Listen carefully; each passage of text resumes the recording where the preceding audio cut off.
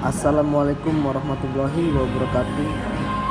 Salam sejahtera untuk kita semua. Semoga kita dalam keadaan sehat walafiat semua.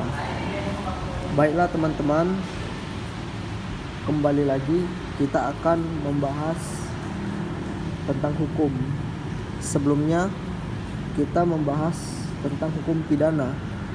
Nah, setelah ini kita akan membahas kembali jenis-jenis hukum selain hukum pidana, yakni hukum tata negara. Oleh karena itu, saya akan menjelaskan pengertian hukum tata negara secara garis besar terlebih dahulu. Hukum tata negara adalah bentuk hukum yang mendefinisikan hubungan antara beberapa lembaga di dalam suatu negara, yang pada umumnya masyarakat mengetahui itu yakni sebagai eksekutif, legislatif, dan yudikatif. Ketika kita belajar pelajaran PPKN, kita pernah ataupun sering mendengar ketiga kata ini, yang dimana legislatif berperan sebagai pembuat undang-undang dan eksekutif sebagai pelaksana undang-undang, dan yudikatif berperan sebagai lembaga yang memberikan keputusan apakah ini sesuai prosedur perundang-undangan atau tidak. Sehingga inilah yang dikatakan hukum tata negara, hukum yang menghubungkan antar lembaga-lembaga negara dalam menjalankan fungsi-fungsinya untuk kepentingan rakyat.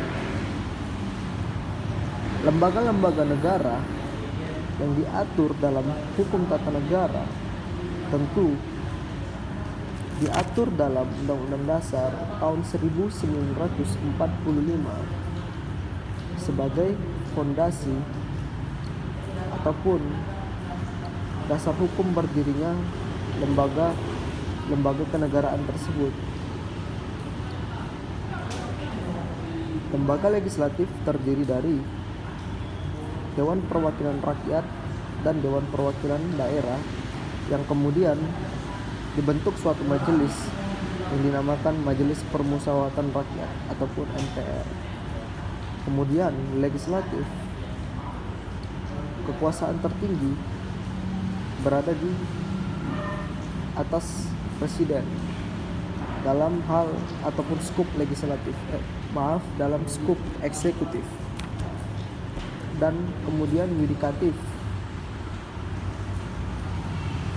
dipegang oleh lembaga negara, Mahkamah Agung dan Mahkamah Konstitusi serta Komisi Yudisial.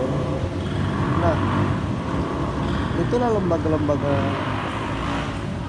negara yang dicantumkan dalam konstitusi kita, yakni Undang-Undang tahun 1945, Undang-Undang Dasar tahun 1945. Semoga penjelasan ini dapat menjadi manfaat kepada teman-teman semua ya, meskipun hanya sepenggal ilmu saja. Apabila ada kekurangan dalam penjelasan, mohon dimaafkan kepada teman-teman, karena tujuan kami hanya untuk berbagi dan memberikan pengetahuan kepada teman-teman dalam hal yang positif. Saya akhiri. Assalamualaikum warahmatullahi wabarakatuh. Semoga kita selalu sehat.